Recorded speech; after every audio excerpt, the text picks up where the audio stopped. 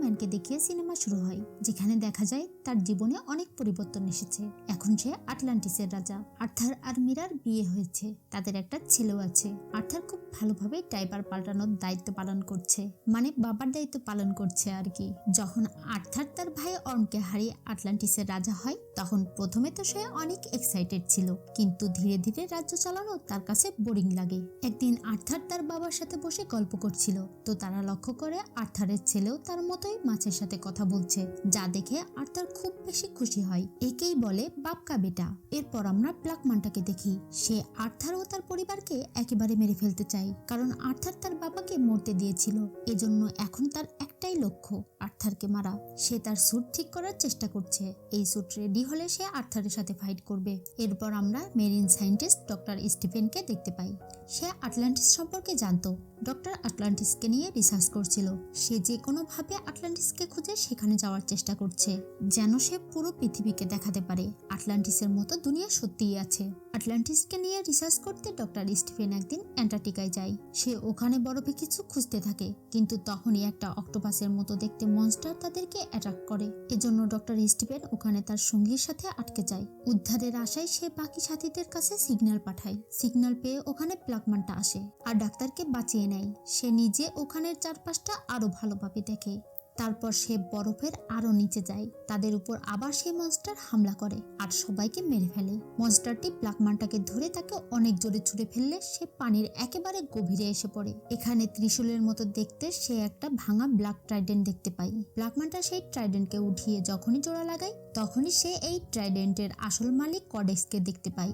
সে ব্ল্যাকম্যানটার বডিতে ঢুকে তার মাইন্ড কন্ট্রোল করে বলে, তুমি আমাকে ফ্রি করলে আমি তোমাকে এত শক্তি দেব, যা দিয়ে তুমি তোমার সবচেয়ে বড় শত্রু অ্যাকুয়াম্যানের থেকে সহজেই বদলা নিতে পারবে। এর 5 মাস পর দেখানো হয় বর্তমানে পৃথিবীর অবস্থা অনেক খারাপ হয়ে গিয়েছে। গ্লোবাল ওয়ার্মিং অনেক বেড়েছে, তাই প্রায় সময় সুনামি আর বন্যা হচ্ছে, যার কারণে সমুদ্রে অনেক সমস্যা দেখা দিয়েছে। এসব কিছুর জন্য সমুদ্রের প্রাণীরা আস্তে আস্তে মারা যাচ্ছে। এজন্য আটলান্টিসরা আর্থারের সাথে মিটিং করে। মিটিং এর সময় আর্থার প্রস্তাব দেয়, সবাই একসাথে মিলে বাইরের দুনিয়ার সাথে কথা বলতে হবে, আর আমাদের অ্যাডভান্স টেকনোলজি তাদের সাথে শেয়ার করা উচিত। কিন্তু এই নেতাগুলো তার কথা মানে না। তারা আর্থারকে বলে, তাদের অ্যাডভান্স টেকনোলজি যদি ভূমির মানুষের হাতে তুলে দেওয়া হয়, তাহলে উল্টো তারাই আমাদেরকে বন্দি করে ফেলবে। এরপর আমরা ব্ল্যাকম্যানটাকে দেখি, যার স্যুট এখন তৈরি হয়ে গিয়েছে, আর তার কাছে কর্ডেক্সের দেওয়া শক্তিও আছে, যা কাজে লাগিয়ে আটলান্টিসকে কাবু করা সম্ভব। আর এখন তার কাজ ছিল অরিকালকাম নামের একটি বিশেষ জিনিস চুরি করে আনা। এই অরিকালকাম হলো এক ধরনের জ্বালানি, যেটা মূলত আটলান্টিসে আছে। এই বিশেষ জিনিসটি পাওয়ার জন্য ব্ল্যাকম্যানটা তার দল নিয়ে আটলান্টিসে যাওয়ার প্রস্তুতি নেয়। সেখানে যেয়ে তারা সবকিছু চুরি করছিল। তখনই আটলান্টিসের বাসিন্দারা এসে তাদের থামাতে চেষ্টা করে, যার ফলে দুপক্ষের মধ্যে মারাত্মক লড়াই হয়। এক পর্যায়ে ব্ল্যাকম্যানটা মীরাকে অ্যাটাক করে, আর মীরা খারাপভাবে আহত হয়। আর্থারকে কষ্ট দেওয়ার জন্য ব্ল্যাকম্যানটা মীরাকে মেরে ফেলতেই যাচ্ছিল। তখনই আর্থার সেখানে চলে আসে আর ব্ল্যাকম্যানটাকে মারতে শুরু করে। তখনই ব্ল্যাকম্যানটার সাথীরা সিগন্যাল দেয়, তাড়াতাড়ি তাদেরকে পালাতে হবে, তা না হলে প্রত্যেকে আটলান্টিসের হাতে গ্রেপ্তার হবে।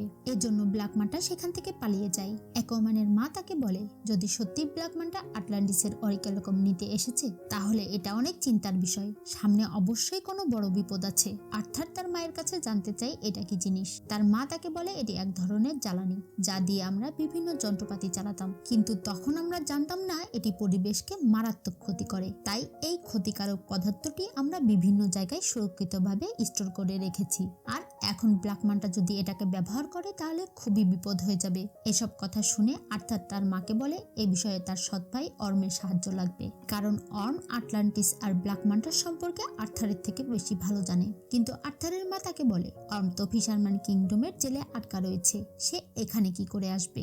আর্থার জেলখানা থেকে ডিরেক্ট অর্মকে ছাড়াতে পারবে না, এমনটা করলে বাকি রাজ্যের সাথে যুদ্ধ হতে পারে। তাই অর্মকে ছাড়ানোর জন্য সে কিং নেডিয়াসের সাহায্য নেয়। কিং নেডিয়াস তাকে একটা নতুন স্যুট দেয়, যেটা পরে সে অদৃশ্য হয়ে অর্মকে ছাড়িয়ে আনতে পারবে। এভাবে কেউ জানতে পারবে না অর্মকে কে মুক্ত করেছে। আর্থার ফিশারম্যান কিংডমে আসে আর ডিরেক্ট জেলখানায় ঢুকে তার বাইকে খুঁজে বের করে আর তাকে সাথে নিয়ে বাইরে চলে আসে। কিন্তু বাইরে আসার পরপরই সেখানের গার্ড এসে তাদেরকে ঘিরে ফেলে। অর্মকে এখানে অনেক দুর্বল দেখা যাচ্ছিল, কারণ জেলে তাকে কঠোর শাস্তি দেওয়া হতো। কিন্তু বাইরে আসার পর যখনই তার বডিতে পানি টাচ হয়, তখন সে আবার তার শক্তি ফিরে পায়। এরপর অর্ম একাই সব গার্ডকে মারে। তারপর তারা ওখান থেকে চলে আসে। আসার পথে তাদের মধ্যে কথা কাটাকাটি হয়। এই রাজ্য পাওয়ার জন্য অর্মের বাবা তাকে ছোটবেলা থেকে ট্রেনিং দিয়েছিল, আর সেও তখন থেকে রাজা হওয়ার চেষ্টা করেছিল। আর আজকে তার রাজত্ব আর্থারের কাছে, কিন্তু আর্থারের রাজত্ব নিয়ে কোনো মাথা ব্যথাই নেই। এসব কথার পর তারা দুজন কিংফিশের কাছে যায় আর তাকে ব্ল্যাক মান্টার ব্যাপারে জিজ্ঞেস করে। প্রথমে তো কিংফিশ ব্ল্যাক মান্টার ঠিকানা বলতে চায় না, কিন্তু আর্থার তাকে ফাইটে হারিয়ে দিলে সে বলে ব্ল্যাক মান্টা ভলকানো আইল্যান্ডে থাকতে পারে। এরপর তারা আইল্যান্ডের উদ্দেশ্যে বেরিয়ে পড়ে। এখানে এসে দেখে এই জায়গার সবকিছুর রূপ একেবারে বদলে গিয়েছে। তারা বুঝে ফেলে সেই বিষাক্ত কেমিক্যালটি চালানো হয়েছে, যার প্রভাবে এখানের গাছপালা সহ সব প্রাণী বিশাল বড় হয়ে গিয়েছে। এখানের একটি ইঁদুর দেখতে সাইজে হাতির সমান।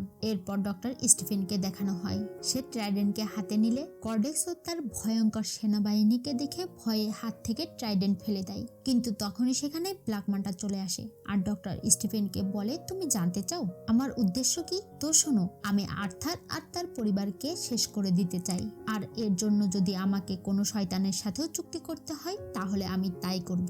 এরপর ব্ল্যাক মান্টাকে খুঁজতে খুঁজতে আর্থাররা এখানে চলে আসে, আর এসেই ডক্টর স্টিফেনের সাথে দেখা হয়।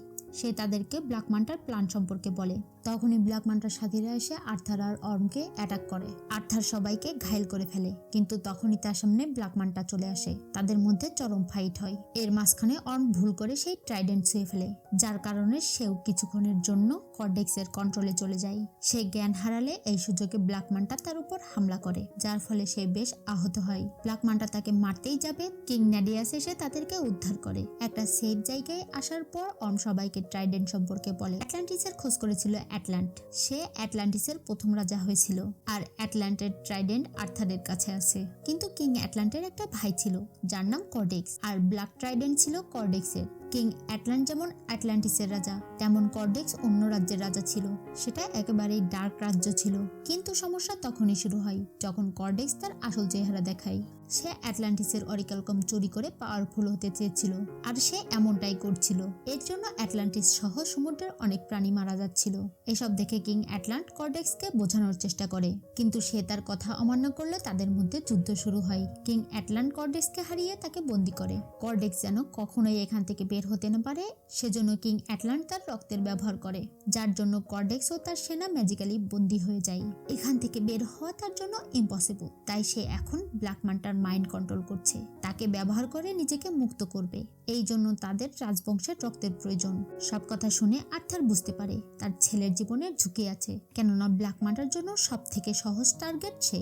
আর্থার সোজা তার বাড়িতে যায় আর দেখতে পায় সবকিছু তছনছ হয়ে গিয়েছে। এখানে তার ছেলে নেই, আর তার বাবা আহত হয়ে পড়ে আছে। তার বাবা তাকে বলে ব্ল্যাক মান্টা এখানে এসেছিল, সে তার ছেলেকে নিয়ে গেছে। আর্থার যা সন্দেহ করেছিল তাই হয়েছে।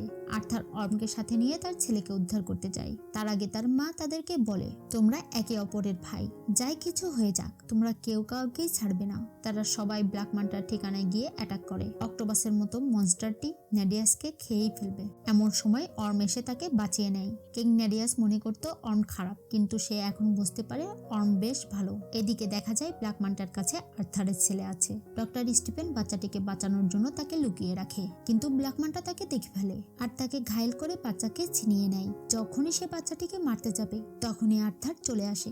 আর্থার ব্ল্যাক মান্টাকে ফাইট করার জন্য চ্যালেঞ্জ করে, কিন্তু ব্ল্যাক মান্টা আর্থারকে ভয়ঙ্করভাবে মারে, কারণ এই সময় ব্ল্যাক মান্টার বডি কর্ডেক্সের দখলে ছিল।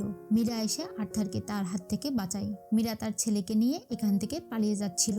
ব্ল্যাক মান্টা তাকে দেখে তার উপর ট্রাইডেন্ট দিয়ে অ্যাটাক করে। সেটা মীরার গায়ে লাগার আগে অর্ম ধরে ফেলে। কর্ডেক্স তার বডি দখল করে নেয়। এবার সে অর্মের মাইন্ড কন্ট্রোল করে আর্থারের প্রতি তার ঘৃণা বাড়িয়ে দেয়। এই জন্য সে আর্থারকে মারতে যায় আর তার রক্ত নিয়ে নেয়। এর ফলে কর্ডেক্স মুক্ত হয়ে যায়। এদিকে আর্থার অর্মকে থামানোর চেষ্টা করে, তাকে বোঝায় নিজেকে কন্ট্রোল করতে হবে। একদম শেষে অর্ম তার মায়ের কথা মনে করে নিজেকে কন্ট্রোল করে, কিন্তু অনেক দেরি হয়ে গেছে। কর্ডেক্সকে জীবিত দেখে আর্থার ব্ল্যাক ট্রাইডেন্ট দিয়েই তাকে অ্যাটাক করে, কিন্তু সে খুব সহজেই সেটা ধরে ফেলে। এরপর আর্থার যখন নিজের ট্রাইডেন্ট দিয়ে অ্যাটাক করে তখন তার ট্রাইডেন্ট কর্ডেক্সের ট্রাইডেন্টকে ভেদ করে সোজা গিয়ে কর্ডেক্সের লাগে। কর্ডেক্স সেখানেই শেষ হয়ে যায়। সে মারা যাওয়ার সাথে সাথেই তার সাম্রাজ্য ধ্বংস হতে শুরু করে, আর আস্তে আস্তে সমস্ত জায়গা ভেঙে যায়। তখন ব্ল্যাক ম্যানটা গর্তে পড়ে যায়। আর্থার থেকে সেখান থেকে তোলার জন্য হাত দেয়, কিন্তু ব্ল্যাক ম্যানটা তার থেকে সাহায্য নেয় না, আর সেখানেই চাপা পড়ে মরে যায়। এরপর একে একে সবাই সেখান থেকে বের হয়ে আসে।